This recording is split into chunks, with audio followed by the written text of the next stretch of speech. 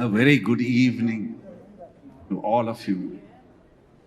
Archbishop Peter Machado, Archbishops, the other priests of the Church, Council General of Israel, Mr. Zatka, our two MLAs, Mr. Rizwan Arshad and Mr. N.A. Harris, and a whole lot of dignitaries and friends. And of course, Mr. B.G. Koshi and others, and Mr. Dodi. It's indeed a pleasure to be amongst you this evening. Mr. Koshi was very persistent, and once his perseverance and persistence goes on, every morning you wake up, you see a WhatsApp message, and he somehow persuades you and says, please, somehow or the other, make it to this event. It's my pleasure to be here. In fact, it's also my choice to be here. Like so many other things in our life, we don't choose. But I chose to be here. And I chose to be here because I would like to come and be amongst you. Only thing is, I didn't expect all the other stuff that Mr. Koshi did, the introductions and the plaque and all that. That was not necessary. And he also requested me to speak. I don't know whether I am actually competent to speak here. Of course, December starts, and Christmas starts, celebrations start. And Christmas is a month, and the day of Christmas itself is a day to celebrate the birth of Jesus Christ, the prophet of Christianity.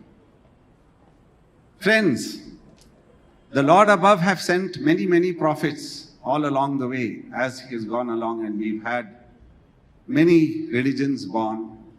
But one thing is common amongst all of us is that there's only one Lord. Different times, different prophets have come, different faiths have got born. And the end result is these faiths have only taught us that we, as people, have to be good human beings. Unfortunately, in today's world, we forget that. According to me, if I'm a Muslim today, it's not that I chose. Like I said, I chose to be here, but I didn't choose to be a Muslim. I was born in a Muslim family. Like many of you are born in a Christian family. Some of you are born in a Jewish family. Some of you are born in a Hindu family. Some of you are born even in a Sikh family. That's part of life. We never chose our parents. We never chose where we were born. It was the Lord's choice that we were born in so-and-so families. But at the same time, one thing for sure is, when we come into this world, what we are taught, all our faiths teach us that we have to be good people. We have to be good human beings. If there was no religion in this world, if there was no God in this world, I wonder what would have happened. I think all of us, except for people who don't believe, if you're agnostic, that's a separate story. But I think all of us believe that there's a God above, there's a Lord above, and we must celebrate the Lord. We must be grateful to the Lord, and we must be thankful to the Lord every time, because every breath we take is precious. Every time we speak, it's precious. Every time we meet friends is precious. Now let's look at what happened in the last 2 years. The last 2 years have taught us something very different. Nobody would have ever imagined that suddenly the world will come to a halt. Schools got closed, pubs got closed, restaurants got closed, travel got closed, everything got shut. In fact, cities and countries got shut.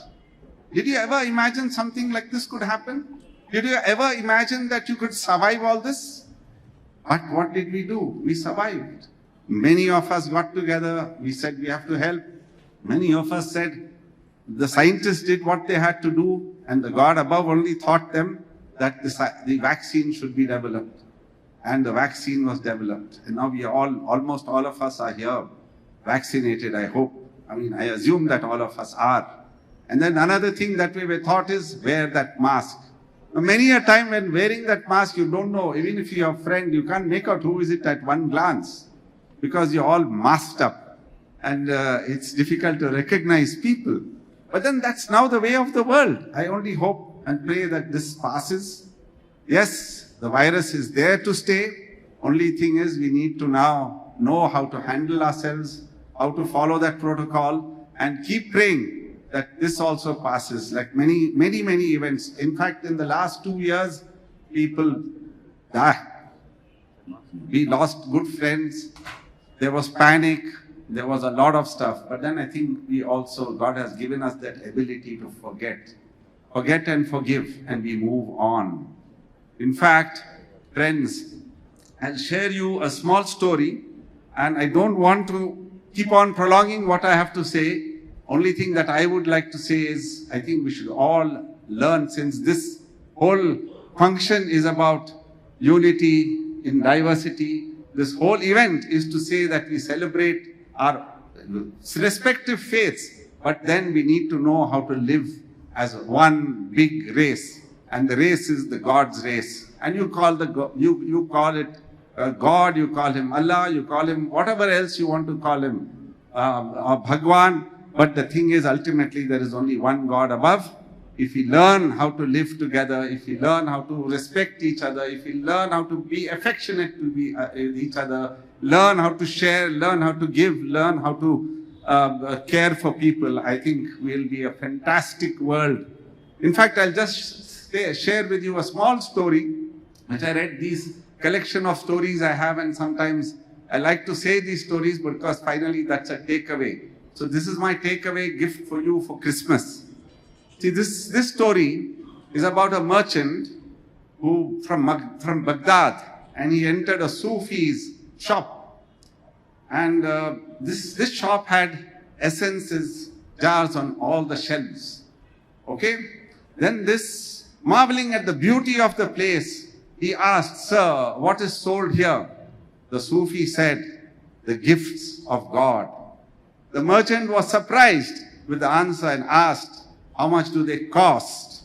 "And nothing. Here everything is for free," said the Sufi, observing carefully that the traveler could see the labels on the jars. They said, "Jugs of love, jugs of faith, packages of hope."